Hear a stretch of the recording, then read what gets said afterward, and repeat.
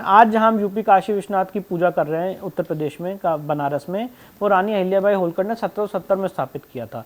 जो हमारे ईश्वर का, हमारे आराध्य का मूल स्थान है, वो ये तथाकथित ज्ञानव्यापी मस्जिद ही है। मैं आपके चैनल के माध्यम से बहुत जिम्मेदारी से कहना चाहता हूँ कि वो शिवलिंग ही है, वो कोई फाउंटेन नहीं है। और जब इसकी जांच होगी ये साबित हो जाएगा कि ये शिवलिंग बहुत नीचे तक गया हुआ है। कितना घृणित काम है ना, किसी के आराध्य को आप तोड़ दें, फोड़ दें, वजू करें, कर दें, वजू करें और उसको कहें कि फव्वारा है। जी। बाबर, औरंगजेब, क्या ये विदेशी आक्रांता खच्चर, ऊंट या घोड़े पर जमीन लाद कर लाए थे? और सवाल ये भी उठता है कि उन मंदिरों के बगल में ये मस्जिदें क्यों बना दी गई जो भारत की सनातनी चेतना के प्रतीक थे? अयोध्या बाबरी मस्जिद, मथुरा में शाहीदगाह और ज्ञानवापी मस्जिद ठीक हमारे भोले बाबा के मंदिर के बगल में।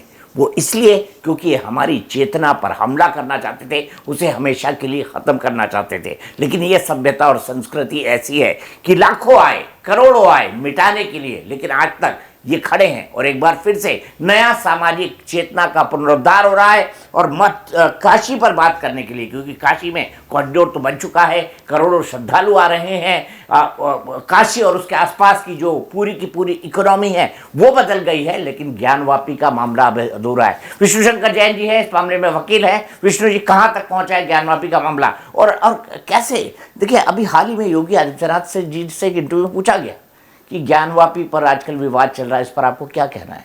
बोले इस पर तो कोई दावा होना ही नहीं चाहिए, ज्ञानवापी किसी मस्जिद का नाम तो हो ही नहीं सकता। क्या कहेंगे इस पर? देखिए, बिल्कुल सही कह रहे हैं। और ज्ञानव्यापी में हमने जो मेहनत की है वो मेहनत सबके सामने इस समय है, क्योंकि आर्कियोलॉजिकल सर्वे की रिपोर्ट आ चुकी है।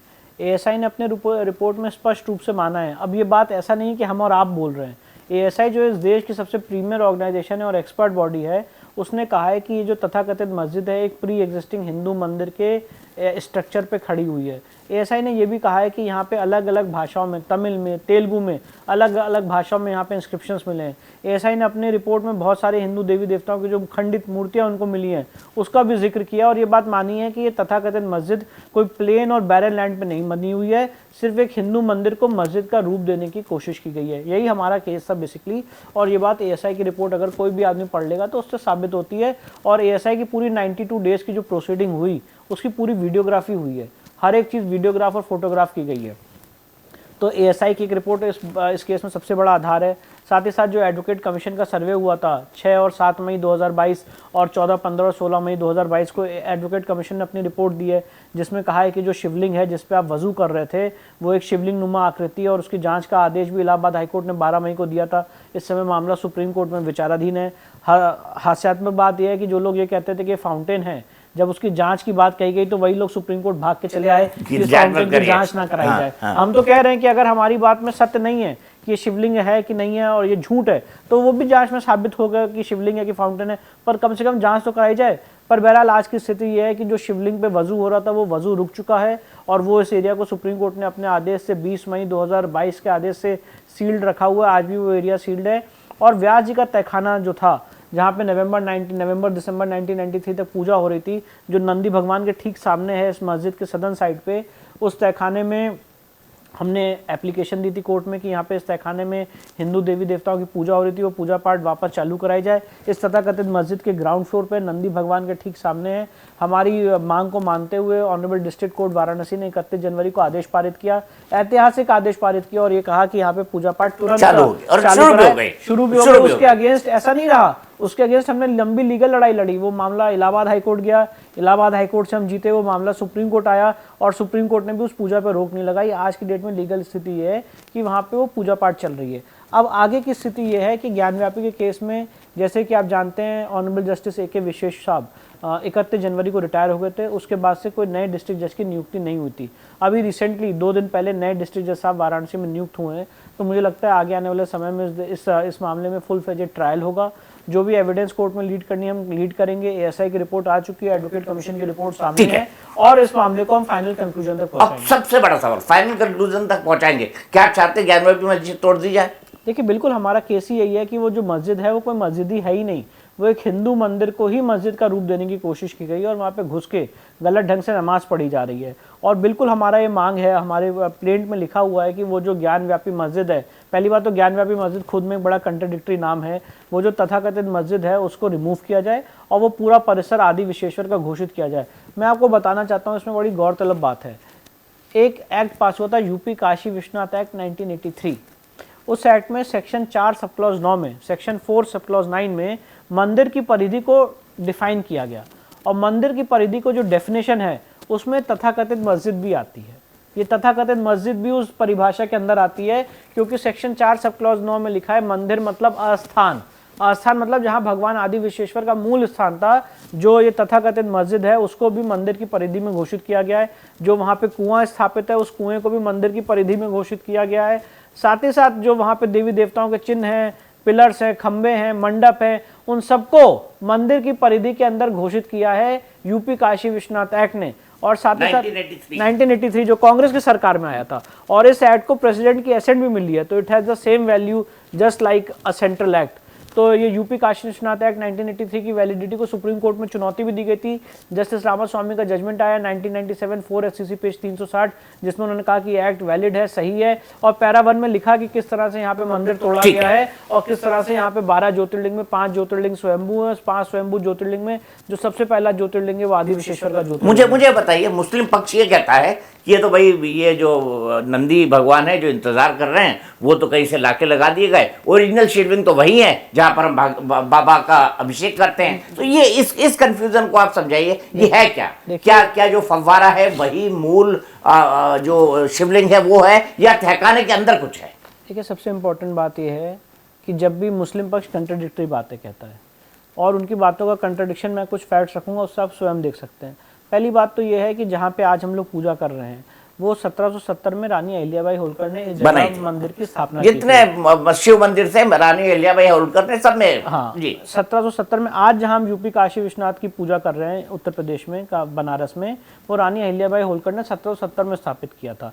जो हमारे ईश्वर का, हमारे आराध्य का मूल स्थान है वो ये तथाकथित ज्ञानव्यापी मस्जिद ही है।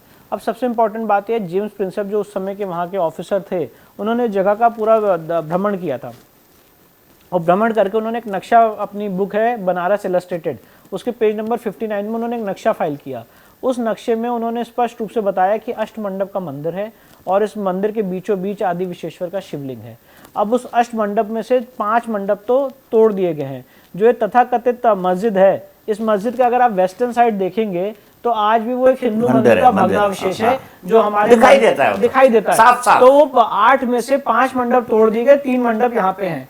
और उसके अगर आप उस नक्शे को मिलाएंगे और जो ASI ने भी वहाँ पे पूरी मॉनिटरिंग की, ये स्पष्ट होता है कि जो आज जहाँ पे वजू खाना है वही बाबा आदि विश्वेश्वर का मूल स्थान था।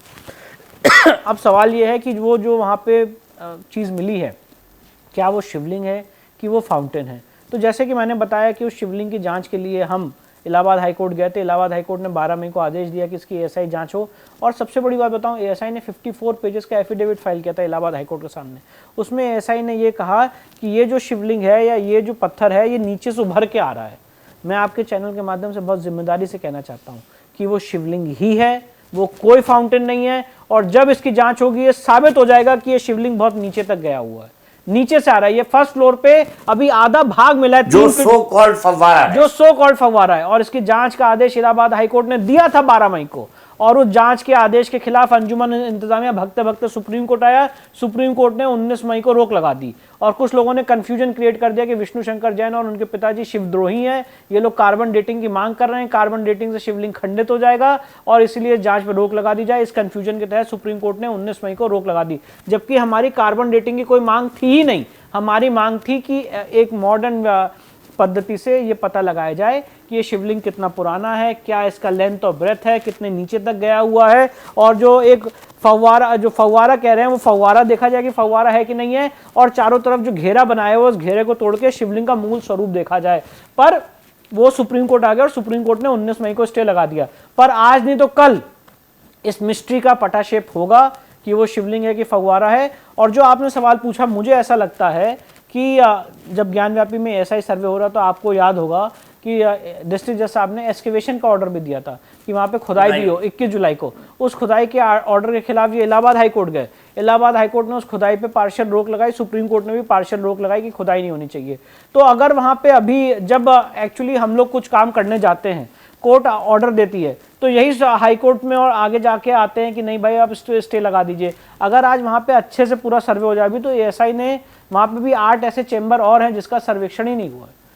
10 चेंबर हैं, 10 में से 2 ही चेंबर खुले हैं। 8 चेंबर ऐसे 8 ऐसे कमरे हैं जो अभी भी मिट्टी से भरे हुए हैं, जिसका सर्वेक्षण होना है। उसके लिए मेरी दरखास्त सुप्रीम कोर्ट में पड़ी हुई है। पहली बात। दूसरी महत्वपूर्ण बात, यहाँ पे एएसआई को आपने एक्सकेवेशन का आदेश नहीं दिया। एएसआई ने कहा था कि हम बिना इस स्ट्रक्चर को डैमेज किए हुए एक्सकेवेशन करके पता लगा सकते हैं कि यहाँ पे अंदर क्या क्या है, पर उस एक्सकेवेशन पे रोक लगा दी गई। तो अगर हमें फुल लिबर्टी दी जाए, एएसआई को फुल लिबर्टी दी जाए, तो बहुत सारे सच अभी भी जो वहाँ पे दबे हुए हैं वो सामने उभर के आ सकते हैं। और मुझे लगता है आगे आने वाले समय में ये सारी चीजें। कितना घृणित काम है ना, किसी के आराध्य को आप तोड़ दें, फोड़ दें, वजू करें, कर दें, वजू करें और उसको कहें कि फव्वारा है। जी। और सबसे महत्वपूर्ण बात यह है कि ज्ञानव्यापी की जो लड़ाई है, ऐसा नहीं है कि ये सिर्फ एक कोई डिवोशनल लड़ाई है या सिर्फ एक पैशन को अराउज करने की लड़ाई है।